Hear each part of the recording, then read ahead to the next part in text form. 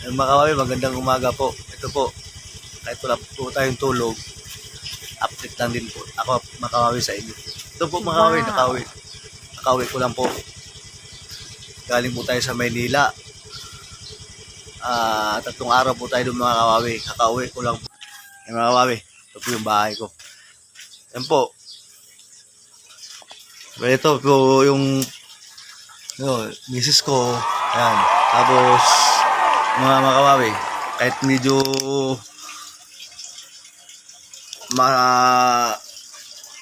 kakapagod mga kawawi, tiniis pa rin natin mga kawawi para po sa ating pamilya mga kawawi. Yan po. Pasuyo ako dito sa helmet.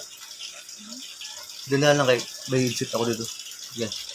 Ay mga kawawi. Headset. Yan mga kawawi. Mga kawawi, pagdating mo dito mga kawawi, wala po yung anak mo, yung mga kawawi, tiis lang po mga kawawi sa buhay. Kahit na 3 araw, at least na yung mga pangailangan ng mga anak mo sa bahay, may bigay po natin mga kawawi. Yan po yung buhay ng angkas mga kawawi. Buhay po ng transport. Yan po. Wala. Pag alis ko mga kawawi, umalis po ako mga kawawi nung Biyernes ng gabi. Yan po, tulog po yung mga bata. Tapos umuwi ako mga kawawi ngayon. Yan po, wala. Andun yung mga bata, pumapasok. Yan po mga kawawi. Kailangan po mga kawawi na kumakayod mga kawawi para yung mga anak mo, mabigyan natin ng magandang buhay po mga kawawi. Yan po. Mga kawawi, shout out po sa mga bumabiyahe dyan. Sa mga angkas po, ride safe po palagi. Palagi po nating isipin na may pamilya naghihintay po sa atin. Kaya mag-ingat po tayo palagi. Yung mga kawawi, andito po tayo ngayon sa Pulilan, Bulacan. Ito po. Yun po. Mamaya hapon mga kawawi, makasama ko yung mga anak ko. Dating sila galing sa school. Yun, makasama ko mga ilang oras. Tapos mga kawawi, alis na naman din po ako.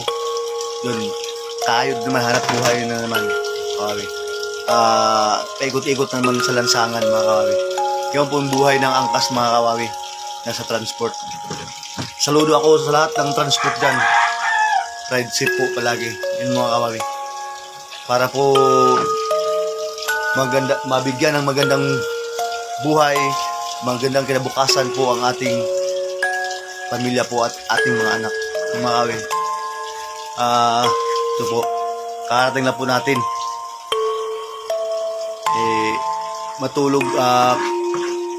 Matulog tapos mamaya para makapahinga, mamaya bakbak na po mga kawawi. May ilang oras na po mga kawawi ang banding sa mga anak ko.